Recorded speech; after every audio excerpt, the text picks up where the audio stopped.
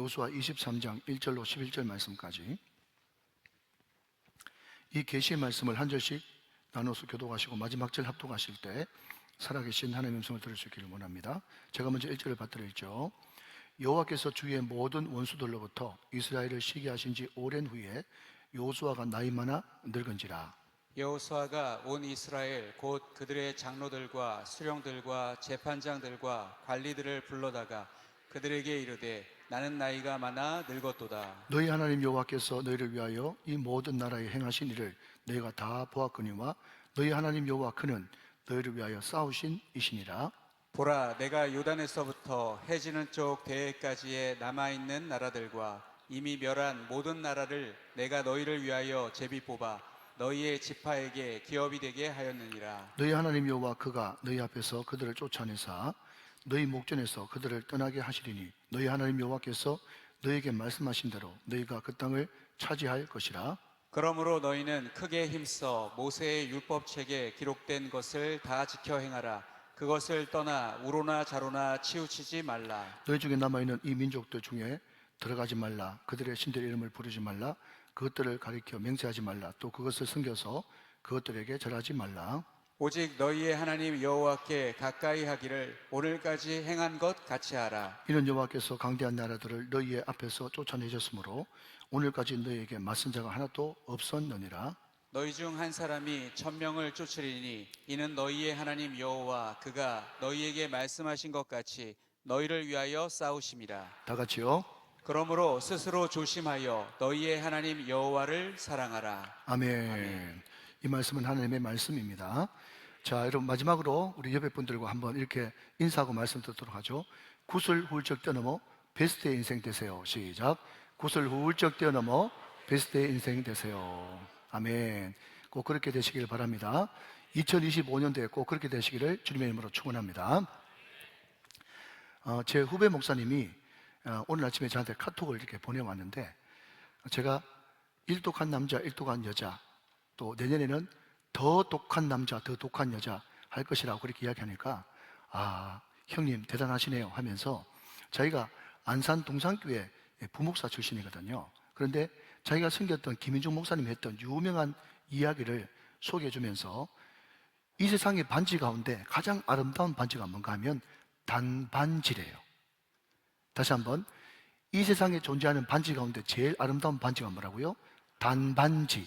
단반지가 뭐냐 그랬더니요, 단순, 반복, 지속. 여보세요? 단반지가 뭐라고요? 단순, 반복, 지속. 저는 그런데 그 말이 너무 은혜가 되는 거 있죠. 왜냐하면 제가 제일 좋아하는 말이 반복성과 지속성이잖아요. 그러니까 이거 참 큰 목회하시는 분은 확실히 다르구나. 그래서 2024년 가운데 내가 들었던 명언 가운데 가장 탁월한 명언이라고. 그래, 맞다. 이 세상의 반지 가운데 가장 아름다운 반지는 단반지구나. 내가 계속 주님을 단순한 마음으로 반복적으로 지속적으로 주님을 꾸준하게 섬겨야 되겠구나. 그러면 무슨 일이 나겠구나. 할렐루야. 그런 은혜가 여러분 가운데도 확신을 얻으시기를 주님의 이름으로 축원합니다. 제가 요즘에는 전혀 보지도 않고 볼 수도 없습니다만은, 과거 소실적에 월화 드라마, 또 수목 드라마 이런 걸 보면요, 꼭 공전에 히트하는 드라마는요 16부작으로 마치더라고요. 그래서 여러분, 굿을 훌쩍 뛰어넘은 베스트, 대하 드라마 여호수아, 16부작, 오늘 마지막이 됩니다. 오늘 여러분 본문의 내용은 여호수아가 이제 백성들에게 유언을 하는 장면이에요. 그래서 23장 1절 위에 보면 여호수아의 마지막 말 하면서 유언을 하고 있어요. 여러분, 어떤 현자가 이야기하기를 유언이 뭐냐 했더니 평생 깨우침의 요약이다, 이렇게 네이밍을 했어요.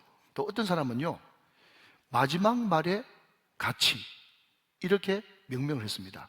그러니까 평생 깨우쳤던 그 말을 사랑하는 아들, 딸, 가족들에게 정말 가치 있는 말, 진주와 보석 같은 말을 쏟아내는 것이 유언 아니겠습니까?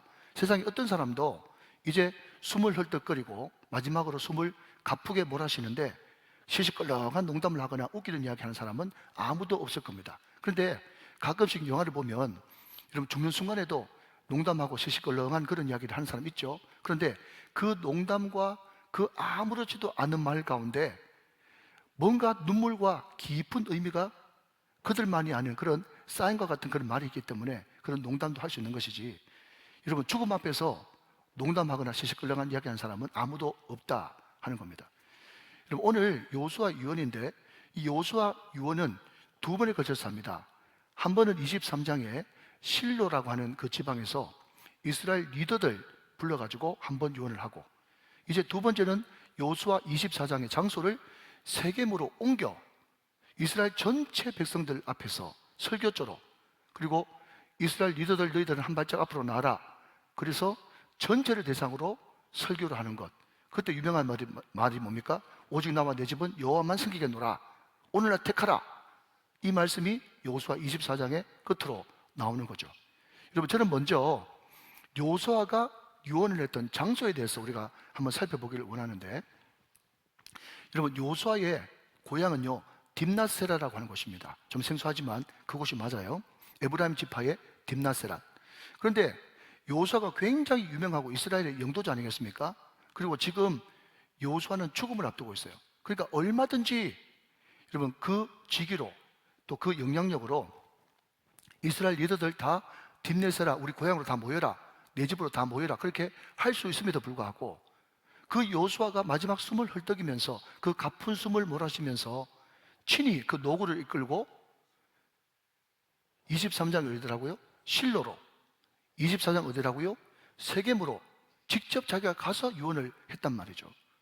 여러분 거기에는 굉장한 중요한 의미가 들어있는 것입니다. 여러분 실로가 어디입니까? 실로는요 이 당시까지 하나님의 임재를 상징하는 성막이 존재했던 곳이 실로입니다. 여러분 세겜은 어떤 곳입니까? 세겜에 많은 의미가 있습니다만은 창세기 12장으로 넘어가면 갈대아 우르에서 부름받은 아브라함이 제일 먼저 도착했던 곳이 세겜이었고, 거기서 하나님께서 이 땅을 너와 내 자손에게 주겠다고 하는 약속의 말씀을 받은 곳이 세겜이었고, 거기서 첫 번째로 여호와께 제단을 쌓았더라 라고 하는 말이 포함되어 있는 것이 세겜이었어요. 그러니까 여러분 지금도 장소가 특별한 의미가 있지 않습니까? 여러분 예배당이 특별하죠, 그죠? 여기서 기도하는 것보다, 여기서 기도하는 것이 아무렇지도 않은 곳에서 아무 때나 기도하는 것보다 훨씬 기도가 잘 되지 않습니까?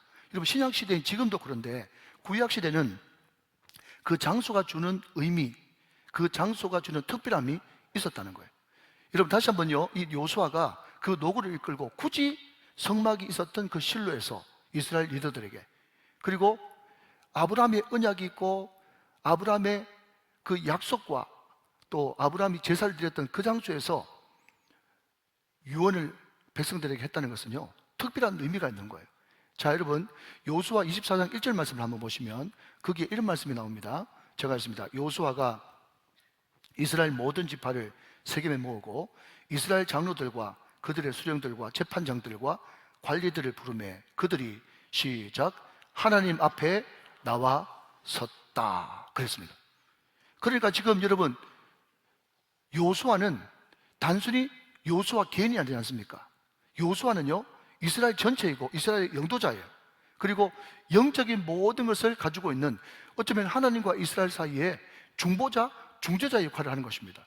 그러니 인간적으로 보자면, 개인적으로 보자면 얼마든지 자기 집, 자기 고향으로 불러가지고 그 후계자 리더들한테 말할 수 있었겠지만, 그럼에도 불구하고 하나님과 이스라엘 사이의 중재자로 지금 여호수아가 섰기 때문에 하나님의 임재가 있고 하나님 앞에서 하나님께서 말씀하시는 그 신앙의 그 숨결이 깃들어져 있는 실로로 또 세겜으로 그들을 불렀다는 것입니다. 여러분 제가 어제 결혼 주례를 했어요. 우리 반주자님. 제가 그 결혼 주례를 하는 와중에 뭐라고 얘기했는가 하면, 우리 크리스찬 인간관계는 항상 삼각구도입니다. 두 사람이 지금 사랑해가지고 둘이 쳐다보면서 어쩔 줄 몰라면서 좋아하는데, 둘이 좋아한다고 다 되는 것이 아니라 항상 크리스찬 인간관계는 삼각구도이기 때문에 항상 여러분 위에, 두 사람 위에 하나님이 계십니다. 두 사람이 영적으로 정서적으로 더 친밀하고 더 사랑하기 위해서는 두 사람만 바라보고 사랑한다고 되는 것이 아니라 신랑도 하나님을 향해서 신부도 하나님을 향해서 점점 나아가고 나아갈 때 비로소 주님 안에서 온전한 하나를 이룰 수가 있습니다. 그렇게 말씀을 드렸죠. 사랑하는 여러분, 성경에 보면 아무리 적은 사람이라도 하나님 임재 앞에, 하나님 존재 앞에 있을 때 하나님은 역사를 나타내셨습니다. 아무리 많은 사람이 있어도 그 사람들이 하나님 앞에 있지 않을 때는요, 수많은 병사들이 다 오합지졸에 불과했습니다. 사랑하는 여러분, 하나님 앞에 많이 노출되시기 바랍니다. 하나님의 임재가 있는 그곳에서 많이 발견되어 주시기 바랍니다. 그러면 하나님의 임재가 어디 있는데요? 라고 이야기한다면, 이동숙 권사님, 네, 예배, 기도, 선교, 말씀, 기도, 전도, 이곳에 여러분 하나님의 임재가 항상 있는 줄로 믿습니까? 그러니까 항상 우리가 말씀 앞에, 기도 앞에, 여러분 영혼 구원하는 선교와 전도 앞에 많이 노출되어 있고 많이 여러분 하나님 앞에 발견되어지면 그 사람이 바로 하나님의 임재 앞에 있는 것입니다. 여러분, 제가 원고에 없는 말을 하는데 정말 중요한 말을 한번 들어보십시오. 여러분, 제가 목회를 쭉 하다가 보면 많은 사람들을 만나는데 당연한 것 같은데 여러분, 남편과 아내, 부부 사이에 같이 신앙생활을 잘하기가 만만치 않습니다. 한 사람이 잘하면 한 사람이 다운되고 한 사람이 잘하면 한 사람이 다운되어져요. 그런데 이분들이 예수를 처음 믿는데 부부가 다 같이 말씀의 은혜 받아가지고 여러분 같이 하나님을 더 알아가고 성장하지 않습니까? 그러면요, 이 사람은 마치 뭐와 같은가 하면, 여러분 설교 시간에 특정인의 이름을 대서 대단히 죄송합니다만은 요즘에 핫한 사람이 그 사람이니까, 만약에 여러분 서울에 백종원 식당이 있다고 치십시다. 그러면 여러분 프랜차이즈를 열면 그냥 아멘 하시기 바랍니다. 생각하지 말고, 여러분 부산에서도 잘 되고 울산에서도 잘 되고 대구에서도 잘 되고 광주에서도 잘 되고 다 잘 되는 거예요. 하나 잘 되면 다 잘 되는 거거든요. 자, 여러분 이 영적인 원리니까 잘 들으시기 바랍니다. 만약에 하나님의 임재 앞에서 부부가 은혜를 받아가지고 정말 부부가 같이 충성하고 같이 헌신하고 같이 하나님의 임재 앞에 늘 예배하고 기도하고 선교 전도하기를 힘쓰면요, 그 한 사람이 그 교회에 나타나면 마치 프랜차이즈처럼 하나님께서 10사람, 100사람도 계속 일으켜 주시는 줄을 믿으시기 바랍니다. 이게 영적인 원리예요. 산삼이 발견되면 거기에 산삼이 몰려있는 것과 같이, 여러분 왕대밭에 왕대난다 이런 이야기 들어보셨습니까? 여러분 마찬가지로 어떤 청년이 우리에게 등록했어요. 예수를 처음 믿어요. 생자예요. 그런데 이 사람이 하나님의 임재 가운데 하나님의 존재 앞에서 변화되어지고 새롭게 되어지고 여러분 부를 받지 않습니까? 부흥을 경험하지 않습니까? 그러면 청년 한 명의 부흥으로 끝나는 것이 아니라 그 주변에 있는 많은 청년들이 여러분 부흥을 같이 경험하면서 일어나기 시작하는 것입니다. 사실 여러분 2025년도에 여러분 가정에 부흥이 우후죽순처럼 일어나게 되시기를 주님의 이름으로 축원합니다. 하나님 앞에 있을 때, 하나님 앞에 노출될 때, 하나님 앞에서 발견될 때 그런 역사가 나타난다는 거예요. 여러분, 여러분들이 보시기에 제가 오랫동안 새벽 기도를 이제 자주 인도하고 어떨 때는 30일, 40일 특세를 인도하니까 여러분 담임 목사는 그냥 설교 강단에 척 서면 설교가 그냥 줄줄줄줄 나오는 것 같이 보이죠? 여보세요? 예, 그런 건 없습니다. 그런 건 없어요. 여러분 30년을 설교하든 아니면 평생 설교하든 간에 설교 강단에 선다는 것은 두렵고 떨리는 일이에요. 근데 여러분 제가 지난 주간에 새벽 기도를 2번 인도하면서 요한계시록이 만만한 책이 아니지 않습니까? 그래서 제가 평소 때보다 거의 1시간 반, 1.5배 내지 2배 여러분 열정을 쏟아붓는데 영 마음에 안 차고 좀 불안하고 좀 아쉬운 채로 저 목양실에서 우정홀까지 내려간 겁니다. 그런데 새벽기도 참석하신 분들이 어떻게 들으신지 모르겠지만 저는 요한계시록 설교하면서 제가 너무 은혜가 되는 거예요. 알았었어요. 네, 너무 은혜가 되는 거예요. 그래서 내가 말씀을 전하고 난 다음에 이제 오늘 말씀 붙들고 주여 삼창 부르고 통속으로 기도합시다 하면서 통속으로 기도하는데 말이죠, 설상가상 이게 웬일입니까?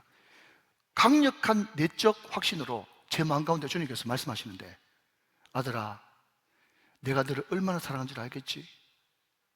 아들아 내가 너를 얼마나 사랑한 줄 알겠지? 하나님이 임재하시는 거예요. 여러분 그 한마디 늘 들어오던 말이고 그분이 나를 사랑한 줄 알고 나도 그분 사랑하고 여러분 늘 확신 가운데 주님께서 함께 계신 줄 난 알고 있는데, 기도할 때 하나님께서 아들아 내가 너를 얼마나 사랑한 줄 알지? 그 말씀을 한마디 들려주시는데 마음속에서 막 행복한 그런 마음이 막 올라오고 눈물이 쫙 나면서 말이죠, 모든 필요가 확 사라지는 거 있죠.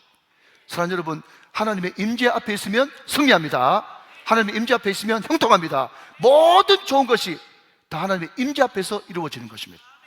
그런 은혜가 넘치게 되시기를 주님의 이름으로 축원합니다.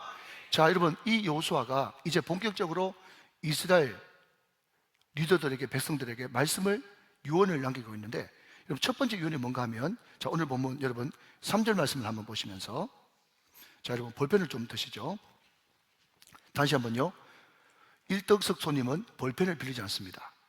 네, 볼펜 가지고 다니셔야 됩니다. 메모하시고 밑줄 그으시고. 자, 제가 읽습니다. 앞을 보시면서 혹은 성경을 보시면서, 너희 하나님 여호와께서, 3절 보시나요? 자, 쭉 넘어가서 하반절에 보니까 3절 하반절에 너희 하나님 여호와 그는 나왔나요? 자, 3절에 두 번. 자, 5절로 넘어갑니다. 전반절에 너희 하나님 여호와 그가 보셨나요? 자, 끝에 너희 하나님 여호와께서 밑줄 그으셨나요? 5절에 두 번, 총 4번입니다. 여러분 8절 보시면 8절, 오직 너희 하나님 여호와께 발견하셨나요?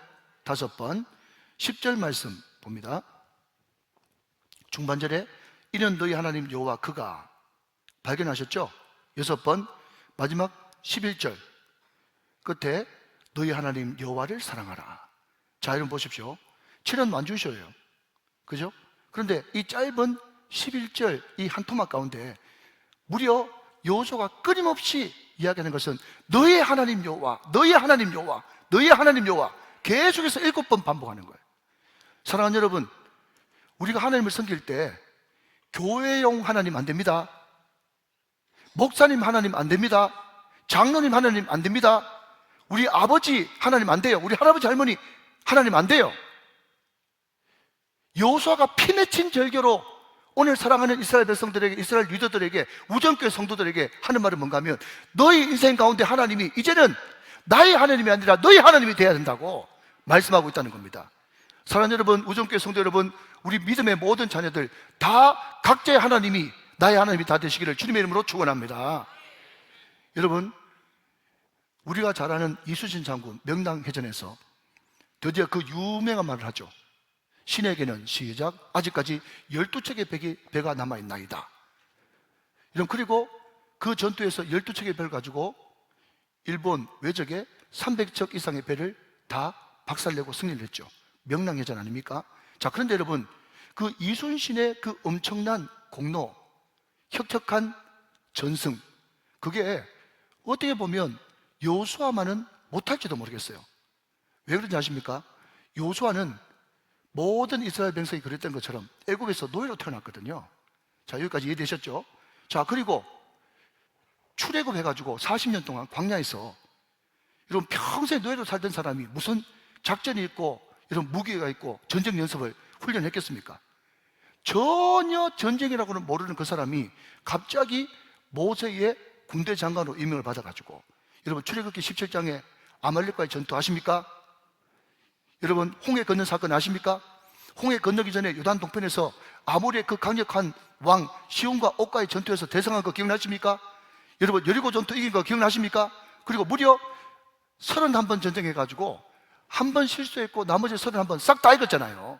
그러니까 아직 신에게는 12척의 배가 남아있습니다 라고 얘기했던 이순신보다 어쩌면 훨씬 더 탁월한 장군이 여호수아예요. 자, 인정하시면 아멘 하시기 바랍니다. 자, 그러면 여러분 이렇게 혁혁한 공로를 세웠으면 보통 우리 같으면 뭐라고 그러겠어요? 물론 하나님 유언할 때 하나님 이야기했겠지만 나 같으면 이렇게 이야기했어요. 하나님이 나를 통해서 역사하셨다. 전혀 이상하게 생각하는 거 보니까 여러분 이상해요.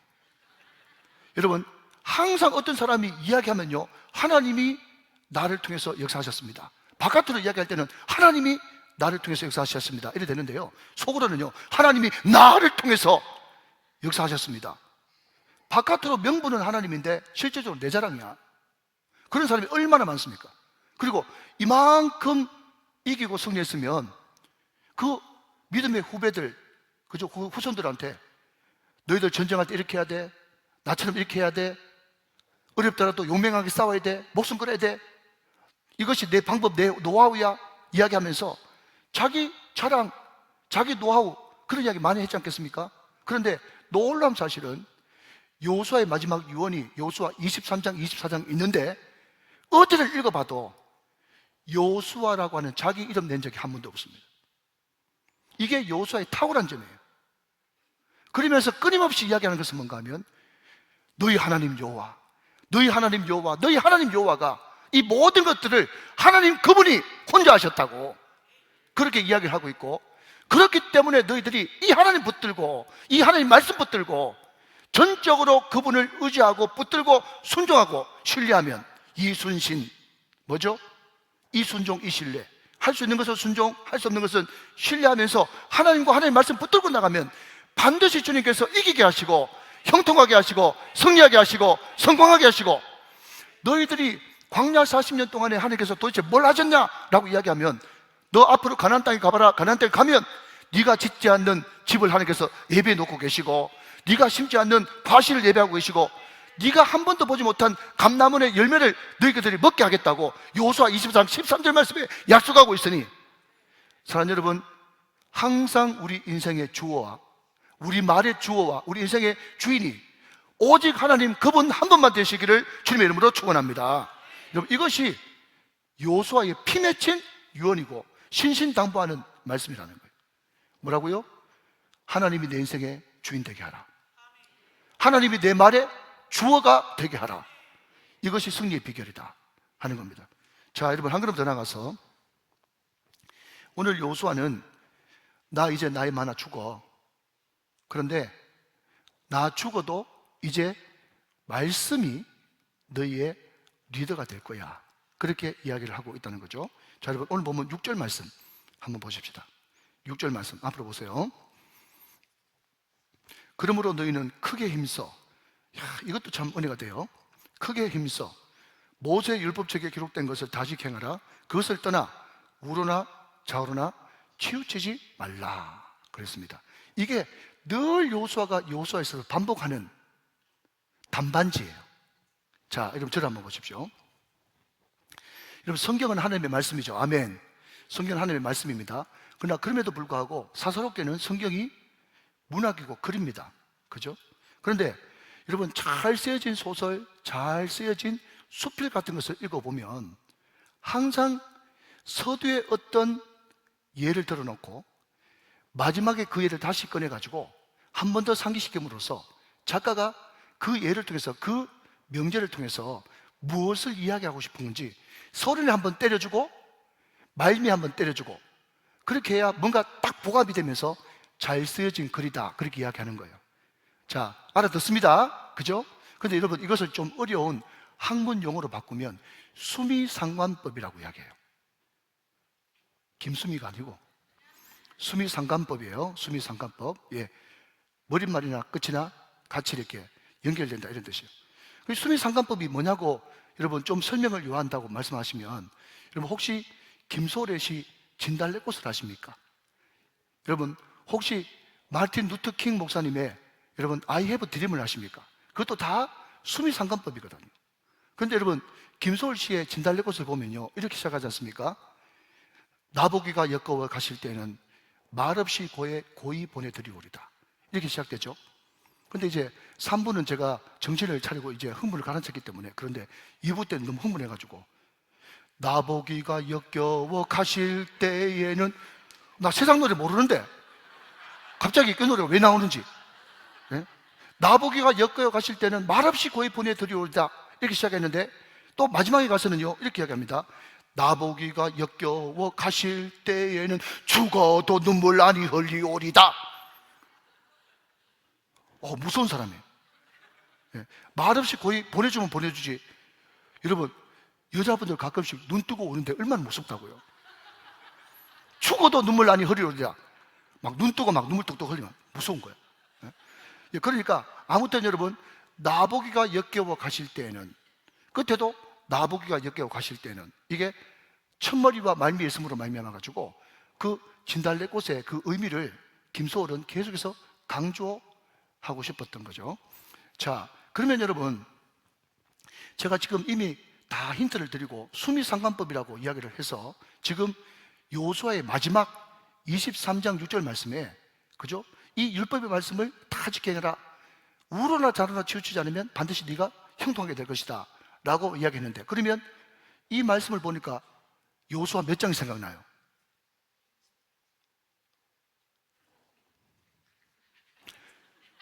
수미상관법이라고 이야기하면서 지금 23장 이야기를 했어요.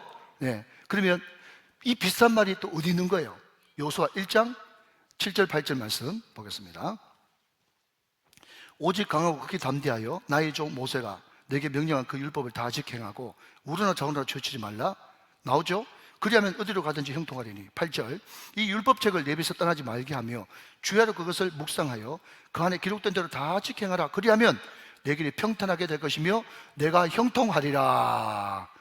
여러분, 여호수아가 계속해서 이야기하는 것이 이 말씀을 붙들고 할 수 있는 것은 순종할 수 없는 것은 신뢰하면서 우르나 좌우나 치우치지 않으면 하나님께서 반드시 너 형통하게 만들어 줄 거야. 여러분, 이것을 계속해서 강조하고, 여러분 여호수아 첫머리에도 말미에도 이것을 강조하는 거 보니까 여호수아의 전체 인생에 자기를 지탱하는 힘, 그게 뭔가 하면 말씀 붙들면 반드시 형통한다, 말씀 붙들면 반드시 승리한다. 여러분, 이것을 여호수아는 온몸으로 경험했기 때문에 여러 다른 여러분 유언을 할 수 있었지만 그 이스라엘 리더들에게, 백성들한테 이 말씀님 붙들면 반드시 하나님께서 네 인생 책임진다고, 그렇게 확신 가운데 신신당부하고 있는 것입니다. 여러분, 제가 얼마 전에 그 쇼츠라 그러죠. 뭐 애들은 짤이라고 그러는데요. 그걸 내가 간단하게 한번 본 적이 있는데, 뭐 사람 이름을 이야기하면 또 논란이 되기 때문에 그냥 유명 연예인 한 명 이제 인터뷰에 나와가지고 이런 이야기 하는 거예요. 사회자가 그 사람을 딱 보더니 하는 말이, 당신 나이가 50 후반으로 넘어가는데 머리 염색했어요? 그랬더니 그 사람이 하는 말이, 난 머리 염색 안 했고 원래 자기 머리인데 머리가 새까매요. 그러니까 그 사람이 너무 부러워가지고 혹시 뭐 특별한 관리라도 하십니까? 이렇게 물어봤더니 자기도 그냥 방치해 놓고 그냥 가만히 놔두니까 40대 후반으로 넘어가면서 흰머리가 이제 새치가 막 나는 거예요. 그래서 이래서는 안 되겠다 싶어가지고 자기가 관리를 좀 하니까 어느 순간 자기 머리카락 하나 떨어졌는데 보니까 위쪽은 흰색인데 아래쪽에 까만색이 돼가지고 올라와 있는 게 떨어졌다는 거예요. 그래서 내 머리가 지금 점점 까매지고 있구나, 그것을 발견하게 됐다고. 뭐 감정처럼 하더라고요, 머리카락 가지고. 그러니까 여러분, 주 MC가 있고 옆에 보조 MC가 있지 않습니까? 보조 MC가 원래 까불까불 하면서 이제 그 분위기 좀 띄워야 되잖아요. 그럴 때 그 보조 MC가 그 게스트한테 뭐라고 얘기하는가 하면, 혹시 뭐 먹었습니까? 그만큼 먹었습니까? 뭐 먹었습니까? 뭐 먹었습니까? 하면서 저는 모르겠는데, 그죠? 뭐 좋은 이야기를 막 해요. 몸에 좋은 거. 이야기를 막 하니까 여러분, 그 게스트가 딱 이야기하는데 갑자기 그 이야기를 들으니까 제 심장이 쿵 하면서 이건 뭐지 싶더라고요. 여러분, 주위에서 잘 들으십시오. 누구누구씨 하더니 하는 말이, 뭘 자꾸 먹으려고 하지 말고 몸에 안 좋은 거 안 먹는 것이 정답입니다. 그렇게 이야기를 하더라고요. 저 그 이야기 듣고 깜짝 놀라가지고, 복음 이거 완전 성경이잖아. 깜짝 놀랐어요. 여러분, 뭔가 자꾸 먹어가지고 경상도 말로 무조질라고 하지 말고 뭔가 몸에 안 좋은 거 안 먹는 게 여러분 답이에요. 이해되십니까, 여러분? 여러분, 지금 여호수아가 신신당부하는 말이 뭔가 하면요, 오늘 이 유언 마지막 말의 키포인트가 여러분 8절이거든요. 8절. 여러분 8절 한번 같이 한번 보실까요? 8절. 오직 너희 하나님 여호와께 가까이 하기를 오늘까지 행한 것 같이 하라 그랬습니다. 여러분 11절 말씀 한번 더 보시면, 그러므로 스스로 조심하여 너희 하나님 여호와를 사랑하라 그랬어요. 그러니까 많은 말들을 했지만 여호수아가 궁극적으로 이스라엘 리더들과 이스라엘 백성들에게 하고 싶은 두 가지 키포인트는, 여호와 가까이 해. 그래야 거기 살 길이 있어. 너 여호와 사랑해야 돼. 거기에 여러분 너의 미래가 있어. 그 이야기를 지금 하고 있는 거거든요. 여러분, 여호와를 가까이 하라, 여호와를 사랑하라, 다 알죠? 그러면 어떻게 가까이 할 수 있는데요? 어떻게 여호와 사랑할 수 있는데요? 라고 이야기한다면 두 가지 이미 들으셨어요. 첫 번째는 뭡니까? 네 인생에 하나님이 주인 되게 하라. 네 말의 주어가 하나님이 되게 하라. 이게 첫 번째고, 두 번째는 뭡니까? 하나님의 말씀을 굳세게 붙들고 할 수 있는 것은 순종, 할 수 없는 것은 신뢰하면서 결단코 말씀의 균형에서 우로나 좌로나 치우치지 말라. 말씀 붙들면, 말씀을 가슴에 품으면 네 인생이 폭발 같은 역사가 나타나게 될 것이다. 사랑하는 여러분, 핸드폰 옆에 끼고 다니지 말고 말씀 옆에 끼고 사시기를 주님의 이름으로 축원합니다. 그렇게 되어질 때 인생의 모든 묶여있는 것들이 풀어지는 역사가 일어나는 거예요. 자, 그러면 여러분, 결론입니다. 그러면 내 인생의 주인과 내 말의 주어가 하나님이 되고 항상 말씀을 정말 핸드폰보다 더 가까이 끼고 살면 어떤 역사가 나타나는데요? 라고 물으신다면 마지막으로 10절 말씀 읽고 말씀을 마치겠습니다. 10절 말씀 같이 한번 읽어보시죠. 시작. 너희 중 한 사람이 1000명을 쫓으리니 이는 너희 하나님 여호와 그가 너희에게 말씀하신 것 같이 너희를 위하여 싸우실 것이다. 그랬어요. 여러분, 우리가 늘 듣던 말이잖아요. 제가 좋아하는 말이 평범함 가운데 비범함이 있는데 내 인생의 주인 진짜 하나님이십니다. 내 말의 모든 주어 하나님이십니다. 나는 날마다 말씀 끼고 늘 말씀을 품고 살기를 원합니다. 다 아시는 말씀이죠? 그런데 이것이 결단코 이론이 아니라 실제가 되어지면 어떤 역사가 벌어지는가 하면 한 명이 1000명을 감당하는, 한 명이 1000명 못을 감당하는, 한 명이 1000명의 능력을 발휘하는, 언제 아멘 좀 할지 이런 복이 넘치게 되시기를 주님의 이름으로 축원합니다. 목사님, 그거 이론이지 실제로 그런 일이 있습니까? 라고 물어보신다면 제가 이야기만 하고 말씀을 쳐보려고 해요. 여러분, 우리 교회가 성탄절 헌금 내가지고 제가 설교 시간에 말씀드린 것처럼 우리 전요셉 목사님 딸 전사랑 어린이 치료비로 우리 교회가 흘려보내줬어요. 원래 지갑을 열면 입을 닫아야 되는데 그래도 궁금하잖아요. 그리고 또 그분한테 위로와 격려가 필요하고 또 목사님 너무 고맙다고 그렇게 눈물 흘리는 사람한테 전화 한 통 해줘야 되잖아요. 그래서 제가 일단 먼저 송금을 하고 전화를 했습니다. 힘내라고, 용기 내라고 그렇게 이야기하고 난 다음에 마지막 내가 궁금해서 물었어요. 근데 목사님, 그래 얼마쯤 모금이 됐어요? 이렇게 물어봤거든요. 그랬더니요, 여러분 22억 모았답니다. 22억. 제가 그 이야기를 듣는 순간에 두 가지 번뜩 생각나서요. 하나는 아버지의 사랑은 위대하다. 아버지의 사랑은 위대하다. 그리고 제 주변에 대단히 죄송합니다만 안타깝게도 그런 억장이 무너지는 소리를 들을 때 많은 포기하는 사람들이 생각나더라고. 대부분의 많은 사람들이요, 이건 불치병이다, 이건 난치병이다, 해보지도 않고 이건 안 된다, 안 되면 30 이전에 죽는 거지 뭐.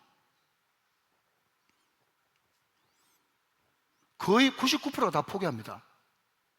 그런데 그 목사님이 외면당해도 알아주지 않아도 하나님께서 부산에서 서울까지 걸으면서 46만 명 만나면 그분들이 돈 많으신만 도와주면 46억 원 우리 딸 치료비 마련할 수 있다 라는 확신과 믿음을 가지고 시도하니까 기적 같은 일이 일어났잖아요. 여러분, 많은 사람들이 어떻게 평생 22억을 만져보겠어요? 22억, 아이고 부러워라, 그게 아니고, 사실 여러분, 이것도 원고 없는 말인데 1억, 5억, 10억, 많은 사람들이 그 돈은요 열심히 성실하게 일하니까 벌 수 있더라고요. 그런데 사람들이 착각하기를, 내가 열심히 놀지 않고 열심히 일해가지고 돈 10억 벌었으니까 50억, 100억, 100억, 200억도 열심히 노력하면 되겠지 생각하면서 열심히 일하다가 병나서 죽는 거예요. 잘 들으십시오, 여러분. 우리가 상상을 초월하는 돈은요 하나님이 도와줘야 됩니다. 그래서 안 믿는 사람들도 하늘이 도왔다고 이야기하지 않습니까? 하늘이 도왔다고 하나님이 부어주셔야 되는 거예요. 그럼 어떻게 하나님이 부어주십니까? 누구에게 부어주십니까? 다시 한번요, 뭐라고요?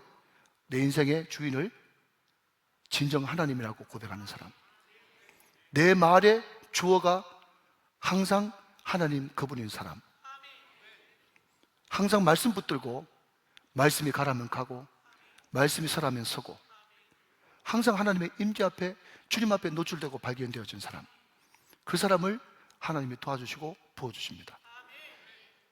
그 사람을 우리 교회는 강기축의 주인공이라고 부릅니다. 구조대망 2025년 깜깜합니다. 희망이 없어 보입니다. 그러나 주님 안에 있는 사람, 주님의 임재 앞에 있는 사람, 항상 주님이 주인 되시는 사람, 말씀 붙드는 사람에게는 아무리 깜깜한 흑암 가운데서도 빛이 비치기 시작합니다. 그런 은혜가 우리 우정교회 모든 권속들에게 충만하시기를 주 예수 그리스도의 이름으로 축원합니다. 축복합니다. 축원합니다.